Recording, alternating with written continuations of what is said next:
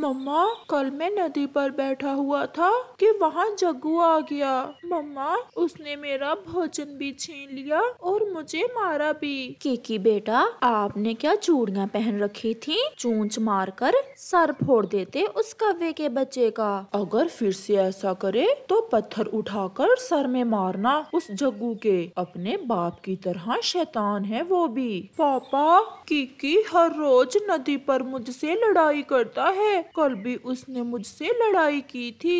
ये बड़ी लाठी साथ लेकर जाना और जैसे ही वो कबूतर का बच्चा तुम्हारे पास आए एक सर में लगाना। उस गंदी आंखों वाले कबूतर के बच्चे की इतनी हिम्मत कि मेरे जग्गू से लड़ाई करे। जग्गू, अगर आज कोई उल्टी सीधी बात करे तो आंखें ही निकाल देना उस किकी के बच्चे की। मैं देख लूंगी जो होगा। फिर जग्गू नदी से पानी पीने चला जाता है। हर रोज की तरह किकी भी पहले ही नदी पर आया हुआ था।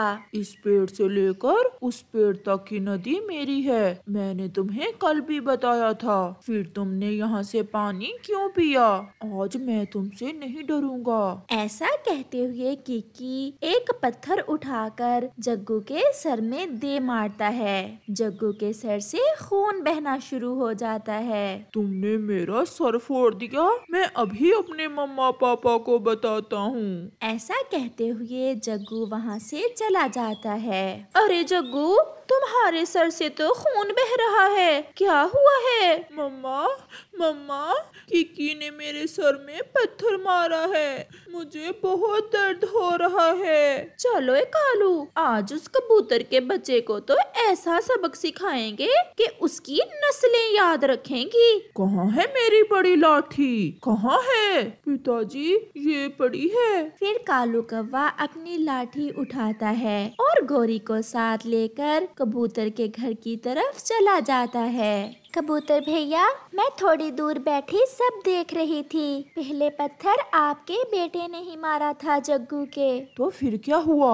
मेरे बेटे ने अगर पत्थर मार भी दिया तो वो भी तो हर रोज मेरे किकी को तंग करता है। अपने बच्चों को लड़ाई से रोकते हैं। अगर आप ऐसी बातें करेंगे तो बात बढ़ जाएगी। बात तो बढ़ चुकी है। ऐसा कहते हुए गोरी और कालू कबूतर पर हमला कर देते हैं और उसे बुरी तरह मारना शुरू कर देते हैं। वो कबूतर को लाठियों से मारते हैं। चिड़िया बड़ी मुश्किल से उन्हें रोकती है। अब तैयार रहना, मैं तुम दोनों को देख लूंगा। देख लेना, अगर चिड़िया न आती तो हम तुम्हें जान से ही मार देते। आए बड़े कबूतर कहेंगे। कौवा और कौवी वहाँ से चले जाते हैं। चलो कबूतर भैया, मैं आपको आपके घर छोड़ देती हूँ। मैं चला जाऊंगा।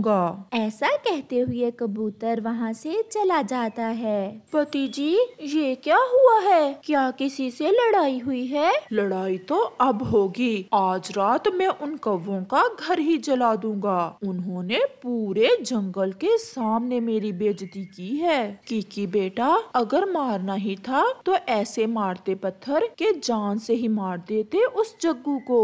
मम्मा, मैंने तो पूरे जोर से पत्थर मारा था परंतु वो बच गया। कौवे और कबूतर दोनों ही अपने अपने बच्चों को गलत दिशा में लेकर जा रहे थे। वो अपने बच्चों को समझाने की बजाय लड़ाई करने का सबक दे रहे थे और बात धीरे धीरे बढ़ गई थी। रात हो जाती है। कबूतर आग लेकर कौवे के घर की तरफ जाता है और कुछ सोचे बिना कौवे के घर को आग लगा देता है। कौवा और कौवी तो घर में ना थे, वो अभी घर आए ही ना थे, परंतु उनका बेटा जग्गू आग में जलकर मर जाता है। मेरा जग्गू, मेरे जग्गू को मार दिया उन जालिमों ने।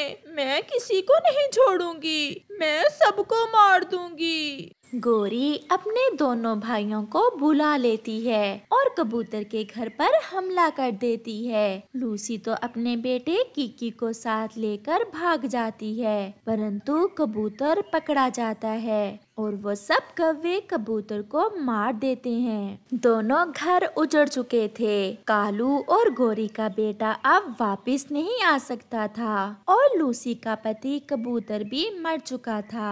एक छोटी सी लड़ाई जो दो बच्चों ने शुरू की थी दोनों घरों को बर्बाद कर चुकी थी। प्यारे दोस्तों, अपने बच्चों की छोटी छोटी बात को लेकर लड़ने से बेहतर है कि उन्हें समझाएं, ना कि कबूतर और कौवों की तरह उन्हें मुकाबला करने का भाषण दें, क्योंकि छोटी सी लड़ाई ही कई घरों को बर्बाद कर सकती है। मानो चिड़ा कॉलेज पढ़ता था और वो वहाँ अपने साथ पढ़ने वाली एक चिड़िया को पसंद करता था। अब उसके कॉलेज की तालीम मुकम्मल हो गई थी और उसे अच्छी नौकरी भी मिल गई थी। फिर एक दिन वो अपनी माँ से कहता है, मम्मा, अब मुझे अच्छी नौकरी मिल गई है। मम्मा, मैं आपसे कुछ कहना चाहता हूँ। मुझे सब पता है मेरा बेटा मुझसे क्या कहना चाहता है। बेटा, अगर तुम्हें कोई चिड़िया पसंद है तो मुझे बता दो, मैं अपने बेटे की शादी उसी से करवा दूंगी। मम्मा, आपको मेरे मन की हर बात का कैसे पता चल जाता है? अभी तो मैंने आपसे बात भी नहीं की थी, आपको कैसे पता चल गया?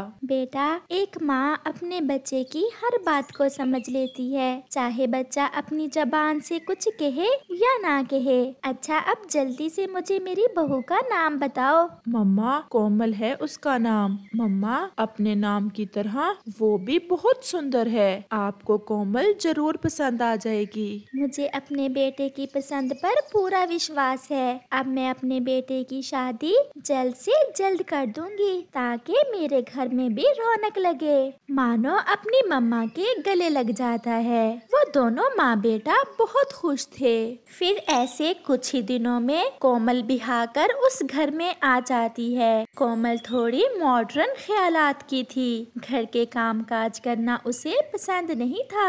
फिर शादी के कुछ दिन गुजरने के बाद एक दिन मानो अपनी पत्नी से कहता है, कोमल, अब हमारी शादी को हुए काफी दिन हो गए हैं। आप घर के काम काज में मम्मा का हाथ बिठाया करें। सॉरी मानो, ये घर के काम काज नहीं करने आते मुझे। आपको तो पता है मैंने तो कभी अपने घर में कोई काम नहीं किया था। वो दोनों ऐसे बात कर ही रहे थे कि वहाँ रानो चिड़िया आ जाती है। मानो, ये तुम मेरी बहू से कैसी बातें कर रहे हो? अभी तो मेरी बहू के पंखों से मेहंदी भी नहीं उतरी है और तुम इसे काम करने का कह रहे हो। अगर ये काम करेगी भी तो मैं इसे अभी काम करने नहीं दूंगी। चलो जल्दी से मेरी बहू को कहीं से घुमा फिरा कर लाओ। लेकिन मम्मा। लेकिन वेकिन कुछ नहीं, जल्दी जाओ। फिर मानो चिड़ा अपनी पत्नी कोमल चिड़िया को सैर करवाने ले जाता है।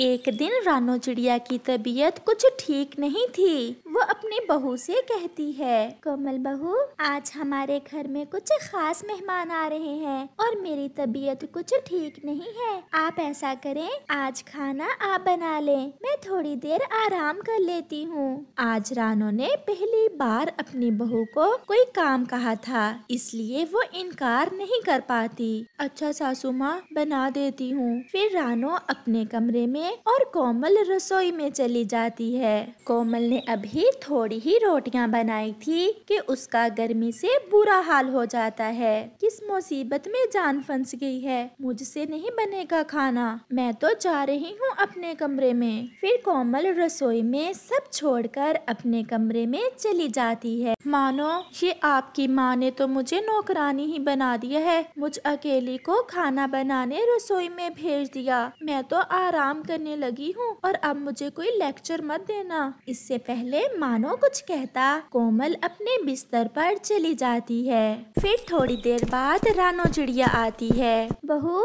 जल्दी से आ जाओ, हमारे मेहमान आगे हैं, उनसे आकर मिल लो। हाँ हाँ माँ, आप जाएं, कोमल अभी आती है। आई नहीं कोमल? हाँ हाँ बहन, बस आ रही है। खाना बना रही है ना रसोई में? क्या खाना बना रही है? फिर कोमल भी आ जाती है।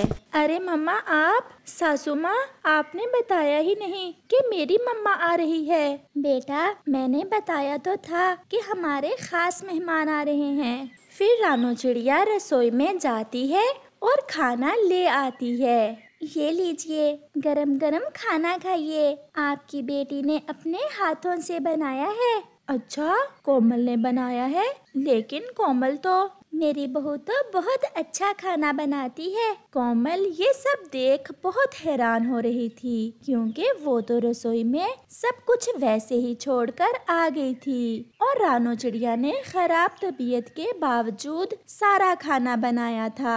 फिर कोमल की माँ चली जाती है। कोमल बहुत शर्मिंदा थी। सासू माँ, मुझे माफ कर दें, मैंने कभी भी आपकी किसी काम में मदद नहीं की। आपने फिर भी मेरी माँ के सामने मेरी इतनी इज्जत बनाई। बहू, तुम इस घर की लक्ष्मी हो और तुम्हारी इज्जत से ही इस घर की इज्जत है। फिर उस दिन के बाद कोमल भी अपनी सासू माँ के साथ हाथ बटाती और प्यार और मोहब्बत से रहती।